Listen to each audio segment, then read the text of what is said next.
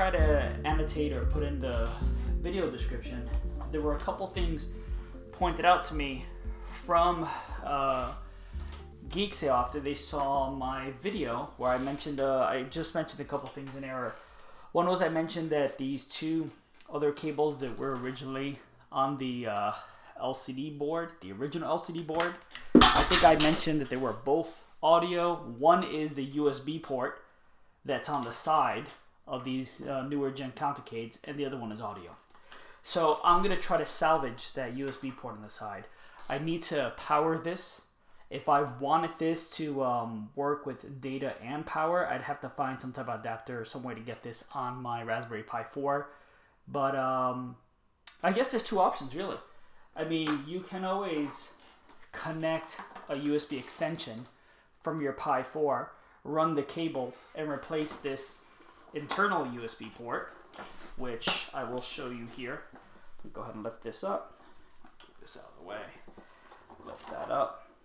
That right there is the internal USB port. So I was just trying to salvage that to still use it, just for power, just so I can run an LED strip around. If not, then if you want it to be fully functional, then you have to find a way to get that to work with your Pi.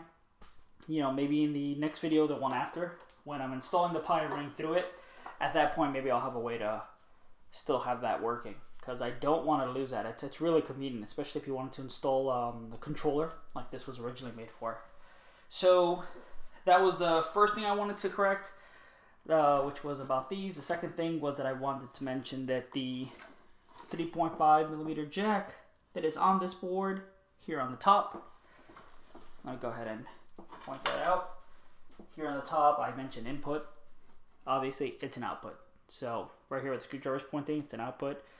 And the last thing to mention, which is actually pretty cool, I didn't really appreciate this until after messing around with the board. Let me go ahead and lift that up there. Is that these little 3D printed prongs you see here are kind of, they are meant to hold cables. So when you have your micro USB cord powering this board, you should run that cable through this prong and have this hold your cable so it doesn't accidentally get tugged or pulled on or disconnected. The other thing to mention, which is actually really important, is if you're getting any flickering or power issues, I do recommend you use the micro USB cable that Geek Sales provides in the packaging. They went all their way to not try to get these cheap Chinese cords that weren't providing enough power, or get something heavy duty, something that you have your own, like the one I used in my last video, which was a very long extension 6-foot one.